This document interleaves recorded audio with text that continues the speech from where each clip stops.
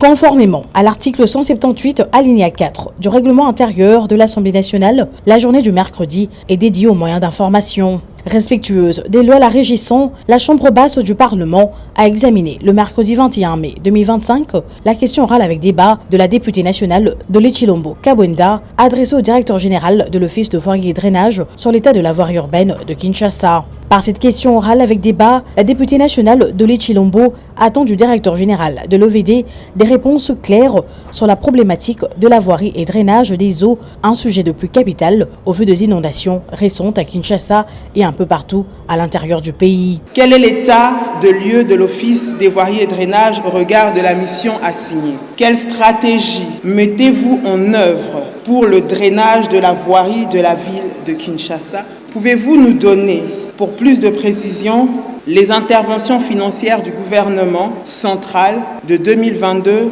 au premier trimestre 2025. Dans ces éléments de réponse, le directeur général de l'OVD peint un tableau peu réluisant des voiries de la RDC avec 85% de voiries revêtues de Kinshasa en état de délabrement très avancé, le problème de financement, de l'exécution régulière de la loi de finances, une bonne discipline budgétaire et la transversalité de la question de la voirie, autant de difficultés liées à la bonne exécution de ses prérogatives. 1. Une exécution régulière de la loi des finances. 2. Les recours à des mécanismes de financement innovants. Troisième source, la diversification des sources de financement à l'international. 4. La création d'un fonds d'investissement routier. Ces questions d'une abondance remarquable témoignent du caractère important de voirie pour la population. Entre les appels à la démission et à la transformation de la question orale avec débat en une interpellation, l'intervention tardive de l'OVD dans la réhabilitation de voiries, le détournement des financements pour la réhabilitation des routes, la durée des vies relativement courte des routes réhabilitées, le plan directeur pour la réhabilitation des routes, la politique anti-érosive, le drainage de caniveaux, autant de préoccupations des élus du peuple sur cette problématique importante. J'ai remarqué que vraiment la ville de Kinshasa est libre et il n'y a pas moyen que nous puissions vivre aisément. C'est pourquoi nous lui avons montré comment le travail qu'il devait faire n'est pas fait. Et il se exprimait, on a démontré comment il ne trouvait pas beaucoup d'argent, ceci ou cela, on a pris bonne note, mais ce qui reste, nous lui avons démontré comment la voirie touche à la sécurité de nos compatriotes. Et l'argent qu'il travaille avec, c'est l'argent du contribuable congolais. Donc, le Congolais a droit à savoir comment il a travaillé toute l'année durant. Et les résultats, parce que moi je vois que son office est presque abandonné, parce que là, il était en train d'intervenir, il s'est plaint, il dit qu'il n'a que s'est rangé. Et nous, comme autorité budgétaire, nous nous sommes dit même, l'OVD ne peut pas avoir été rangé pour toute la République. C'est une honte pour nous. Et nous lui avons dit comment, j'ai démontré comment l'OVD touche à la sécurité, qu'il n'y a pas de bonnes routes, qu'il y a des opérations malsaines qui se passent quelque part, pas moyen que la police atteigne le lieu en temps réel et les personnes qui sont attaquées peuvent périr comme ça parce qu'il n'y avait pas eu de bonnes routes. Ça touche également sur la santé parce que avec ce que nous avons comme salubrité à Kinshasa, ce que nous avons comme des eaux stagnantes partout dans des routes, partout dans des avenues, ça crée des moustiques qui font que les gens sont toujours sous perfusion, sous malaria, sous le cure de traitement de malaria. Et ça touche aussi à l'économie de notre population parce qu'avec la malaria, on n'a pas encore eu cette grâce-là d'avoir les traitements gratuits. Donc nous perdons chaque jour, il y a des enfants qui sont malades, il y a des hôpitaux qui sont toujours débordés par des gens qui souffrent toujours de la malaria à cause de mauvais état de nos avenues et de nos routes qui ont des eaux stagnantes chaque fois parce que l'OVD n'a pas fait son travail. C'est pourquoi nous lui avons recommandé qu'il puisse profiter de ces déchets. Parce que la première recommandation, je lui ai dit qu'il faut qu'il puisse comprendre que dans d'autres pays, au lieu de considérer le déchet comme problème, d'autres pays les transforment maintenant à quelque chose de vital. À partir des déchets, on est en train de rendre carrossable les routes dans d'autres capitales de l'Afrique ici que nous voyons. Et lui aussi, je lui ai recommandé qu'il puisse investir, qu'il y ait un budget qui va envoyer les jeunes de son office vers l'étranger, voir comment ces gens-là font pour que les routes soient carrossables à partir des déchets produits dans leur ville. Ainsi que le courant et le gaz, ça se produit à partir de ces déchets dans d'autres capitales de l'Afrique. Ce n'est pas en Europe, c'est en Afrique.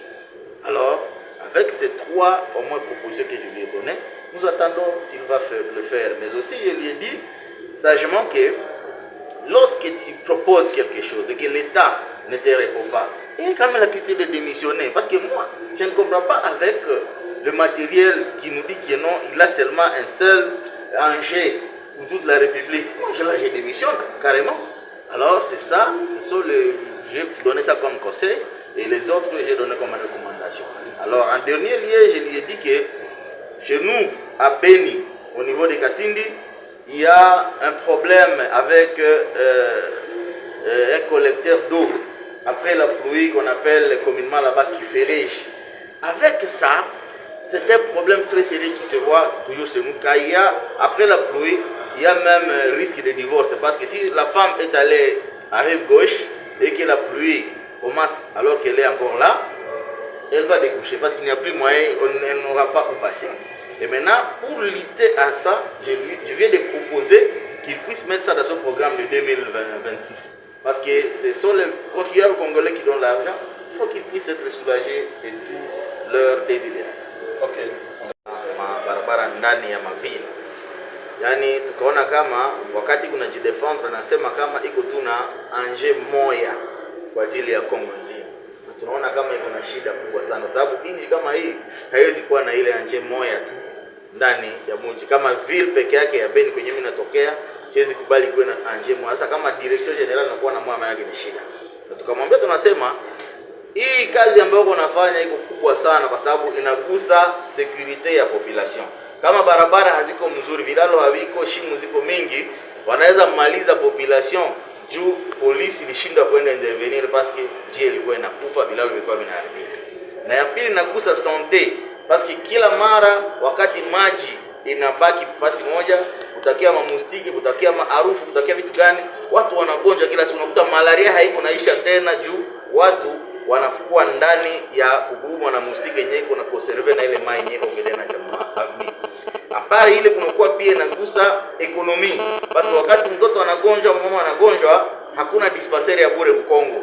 Inagusa pesa ambayo ulikuwa umetumikia kwa siku nyingi, unalipa tena kwa hiyo dispensaire na ole ununue manjanja unanunua ndio tena dawa.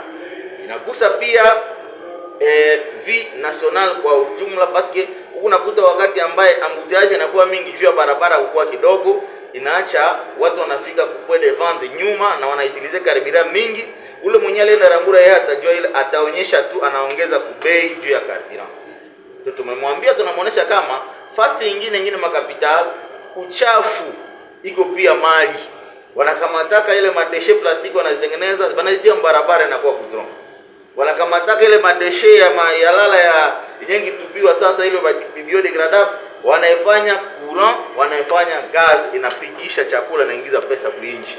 Lakini kwetu tunaacha kila kitu kwa tena probleme yulu yetu. Sasa ile ni probleme yenyewe kunaacha kwenda Imwanga, iko nalipisha, iko nakula tena pesa za kutosha, ushafanya kalkila kwa plus de $900 par jour. Sasa tuko na pesa gani ndani ya budget ili tuweze kuwa na ile shida yote? Ndio nimeleta proposition kwake. Nasema kama inchi haitatia mamwaye kwa kuweza kufanya kazi mzuri ndani ya OVD, kosea kwanya nimpatia, unaitika kudemissioner, unasema wake hapa hamtaki. Paske wewe ndio tuko naona, yeye ndio tuko tunaona, hatukunaona mtu mwingine. Ya pili, kama atakuta kama iko na vijana ambao ndani ya ofisi yake awaforme waende iga ile tabia ya kule fasi nyingine kwenye tuko naona gisi madeshe plastiki zinatengeneza kuduru balabala zinatengenea na madeshe biodegradable zinatengeneza courant na gas.